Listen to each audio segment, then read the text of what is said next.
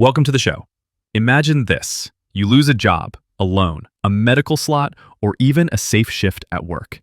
And when you ask who made that call, the company says, the AI only advised us. That's the crack we're looking into today in The Human Workforce, the Liability Loophole, when AI hurts humans and nobody pays the price.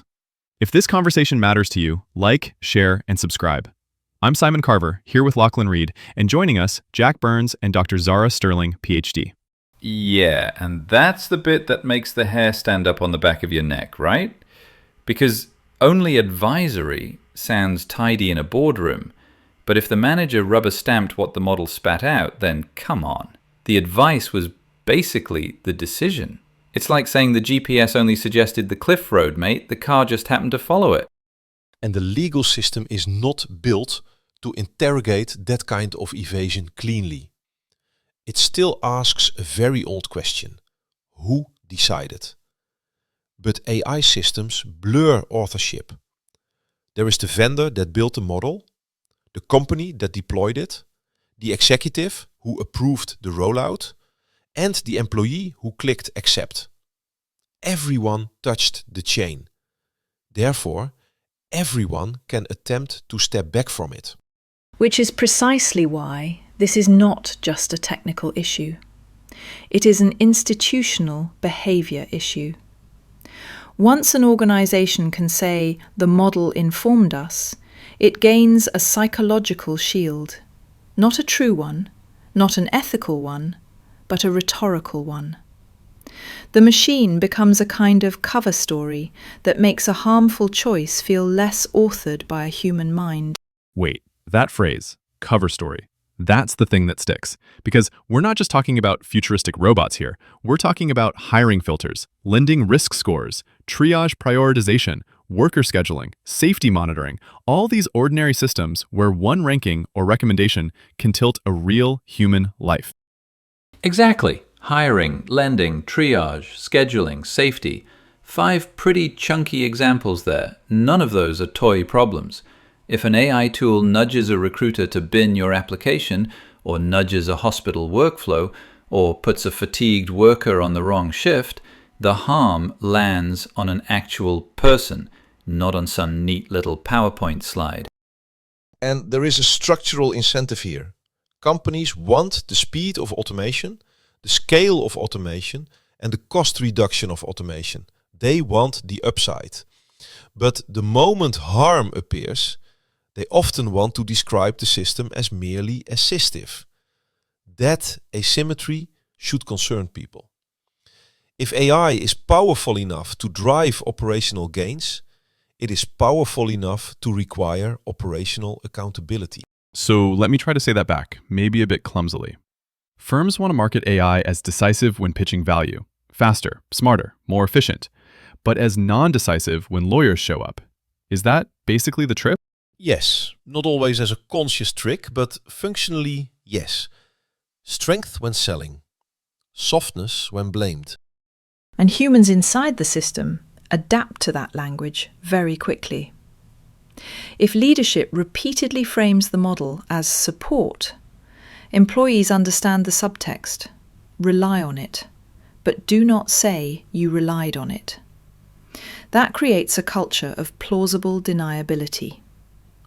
People learn how to keep the machine central and responsibility peripheral. That's grim, hey? Rely on it, but don't say you relied on it.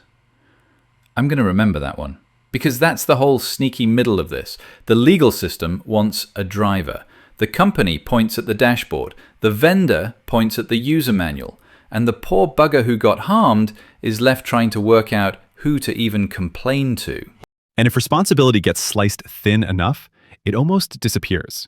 Not because nobody was involved, but because too many people were involved in just the right vague way. This is where operational discipline matters.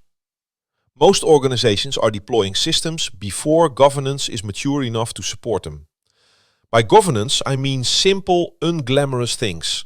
Audit trails, escalation paths, documented decision rights, clear override authority. If a harmful outcome occurs and you cannot reconstruct who reviewed what, who approved what, and who had authority to stop it, then you have built a machine for ambiguity. Audit trails and escalation paths. That's not sexy, but that's the whole gearbox, isn't it? If you can't trace the decision after the crash, you've basically built a trail bike with no brakes and no logbook, then acted shocked when someone ends up in the scrub. A vivid Australian image, but yes. And the pattern is consistent. The technology arrives first, the controls arrive later, if at all. Teams are told to move quickly. Oversight is treated as friction. Then, when something fails, leaders discover they cannot assign responsibility without implicating the very process they accelerated. That phrase, oversight is treated as friction, feels bigger than AI. Because once speed becomes the virtue, every question sounds like obstruction. Even the healthy question, who signs off if this goes wrong? Exactly.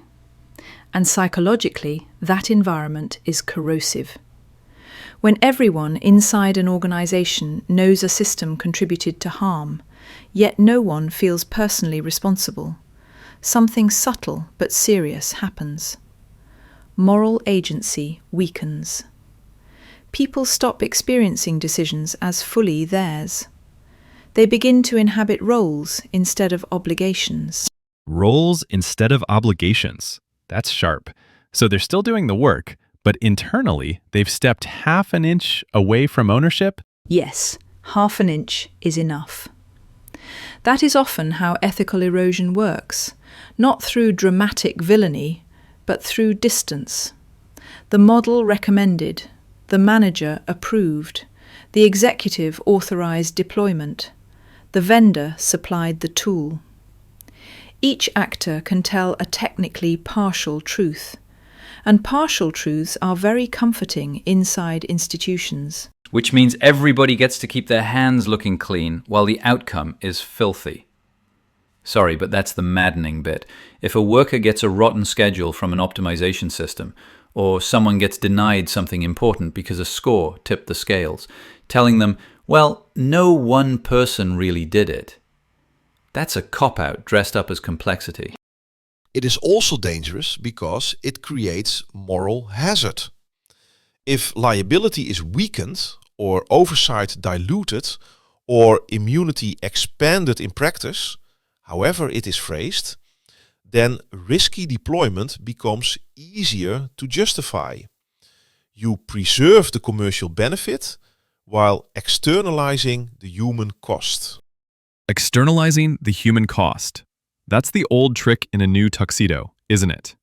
Keep the gains private, spread the damage outward, and make the chain of blame too confusing for ordinary people to follow. Precisely. And historically, powerful systems without meaningful oversight do not become safer because we hope they will. They become bolder because they can. There is also a workforce consequence. If employees see that harmful outcomes can be attributed to the system rather than to accountable leadership, trust collapses. Not abstract trust, practical trust. Trust in escalation. Trust in ethics hotlines. Trust that raising concerns will matter. Once workers believe responsibility is optional for those above them, disengagement becomes a rational response.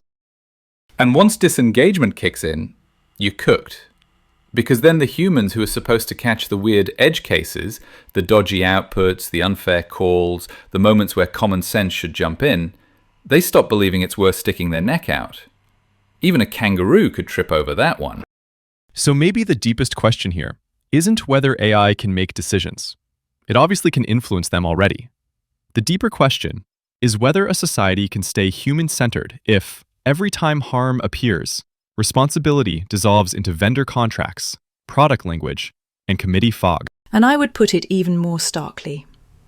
If no one feels responsible, the organisation has already answered the ethical question. It has decided that efficiency outranks authorship. Then the task is not to slow innovation for its own sake. It is to bind power to consequence.